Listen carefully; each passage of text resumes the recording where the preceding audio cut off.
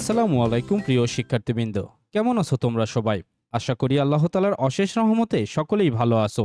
সকলেই বলি আলহামদুলিল্লাহ। শিক্ষার্থীরা, ফিরে এলাম সহজ পড়াতে। আজকে আমরা আলোচনা করব চতুর্থ শ্রেণীর সাধারণ বিজ্ঞান বইয়ের দ্বিতীয় অধ্যায়ের 12তম পৃষ্ঠা সম্পর্কে। লক্ষ্য করি 12তম পৃষ্ঠার শুরুতেই রয়েছে সারসংক্ষেপ এবং এখানে বলা হয়েছে উদ্ভিদ এবং প্রাণী নানাভাবে একে অপর থেকে ভিন্ন। উদ্ভিদ ও প্রাণী উভয়ই কিন্তু জীব। এরা জীব হওয়া সত্ত্বেও এদের মধ্যে রয়েছে বিভিন্ন ধরনের ভিন্নতা। এদের খাদ্য অভ্যাস আলাদা, চলন আলাদা, আবাসস্থল আশ্রয়স্থল সমস্ত কিছুই কিন্তু আলাদা আলাদা। এই অধ্যায়ে আমরা এগুলো বিস্তারিত জানার চেষ্টা করব। শুরুতেই আমরা দেখতে পাচ্ছি খাদ্য তৈরি। উদ্ভিদ নিজের খাদ্য নিজে তৈরি করে।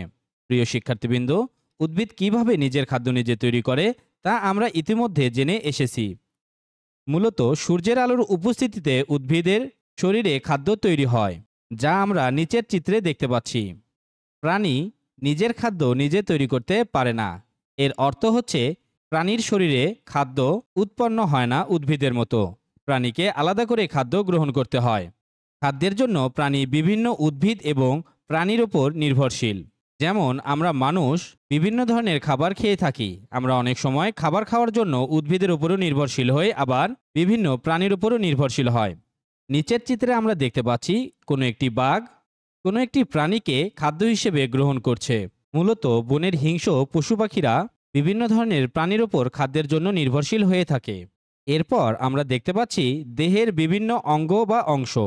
উদ্ভিদের দেহে বিভিন্ন অংশ যেমন মূল, কাণ্ড এবং পাতা রয়েছে। একইভাবে প্রাণীর হাত, পা, ডানা বা পাখনা রয়েছে। কিছু প্রাণীর দেহে পশম বা লোম রয়েছে। আবার কিছু প্রাণীর দেহে রয়েছে আইস বা পালক। অধিকাংশ প্রাণীরই চোখ, কান, নাক এবং মুখ রয়েছে। এগুলো তাদের বেঁচে থাকতে সাহায্য করে। তোমার পাঠ্য বইয়ের প্রতিটি পৃষ্ঠার সহজ সমাধান পেতে আজই ডাউনলোড করো সহজ পড়া অ্যাপসটি। সহজ হোক তোমার পড়ালেখা। প্রিয় শিক্ষার্থীবৃন্দ, আমরা সকলেই জানি যে কোনো একটি উদ্ভিদ বিভিন্ন অংশে বিভক্ত হয়। যেমন উদ্ভিদের মূল রয়েছে, কাণ্ড রয়েছে, আবার পাতাও রয়েছে। অপরদিকে আমরা যদি প্রাণীতে লক্ষ্য করি, বিভিন্ন ধরনের প্রাণী পাওয়া যায়। কোনো কোনো প্রাণীর হাত, পা রয়েছে, যেমন মানুষ। আবার কোনো কোনো প্রাণীর রয়েছে ডানা, অর্থাৎ বিভিন্ন ধরনের পাখি। আবার অনেক প্রাণীরই কিন্তু পশম বা লোম রয়েছে, যেমন বিভিন্ন ধরনের পশু, বাঘ, সিংহ, গরু, ছাগল, হাঁস, মুরগি ইত্যাদি। আবার এমন অনেক প্রাণী রয়েছে যাদের দেহে রয়েছে আইস, যেমন বিভিন্ন ধরনের মাছ। এছাড়াও বিভিন্ন ধরনের প্রাণীরই কিন্তু পালক রয়েছে, যেমন ময়ূর। তবে একটি কথা আমরা বলতে পারি, আমরা যেই প্রাণী দেখি না কেন অধিকাংশ প্রাণীরই কিন্তু চোখ, কান, নাক, মুখ রয়েছে এবং এগুলোই তাদের বেঁচে থাকতে সাহায্য করে। এরপরে রয়েছে চলন। উদ্ভিদ সাধারণত এক স্থানে মূলের সাহায্যে মাটি আঁকড়ে থাকে। এক জায়গা থেকে অন্য জায়গায় চলাচল করতে পারে না।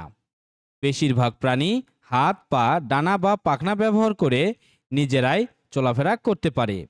আমরা নিচে দুইটি চিত্র দেখতে পাচ্ছি, যার মধ্যে প্রথমটিতে রয়েছে একটি ঘোড়া।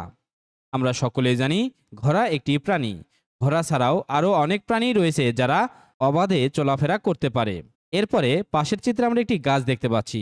আমরা কিন্তু কখনোই একটি গাছকে চলাফেরা করতে দেখিনি।